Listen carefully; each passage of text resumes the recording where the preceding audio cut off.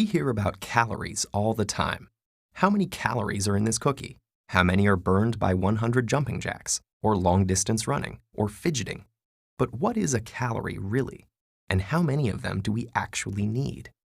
Calories are a way of keeping track of the body's energy budget. A healthy balance occurs when we put in about as much energy as we lose. If we consistently put more energy into our bodies than we burn, the excess will gradually be stored as fat in our cells and will gain weight. If we burn off more energy than we replenish, we'll lose weight.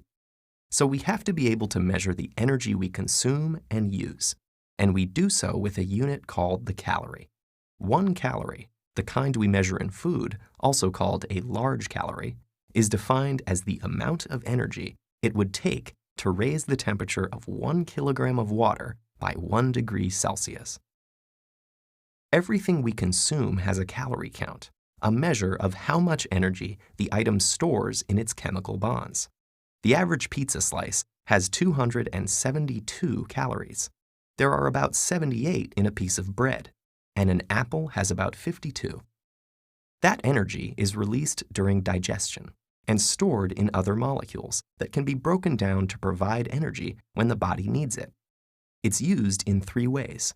About 10% enables digestion, about 20% fuels physical activity, and the biggest chunk, around 70%, supports the basic functions of our organs and tissues.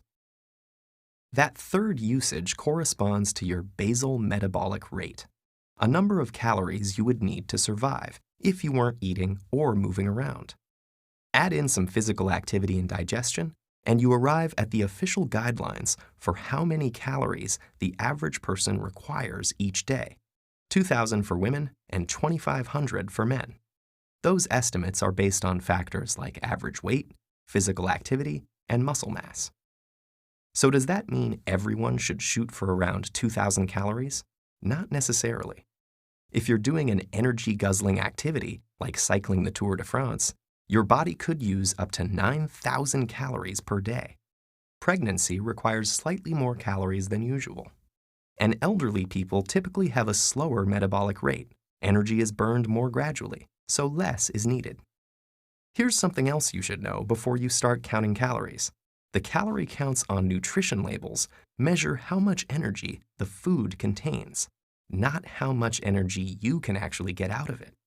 Fibrous foods like celery and whole wheat take more energy to digest, so you'd actually wind up with less energy from a 100-calorie serving of celery than a 100-calorie serving of potato chips.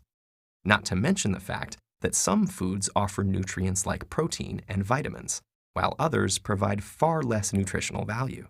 Eating too many of those foods could leave you overweight and malnourished.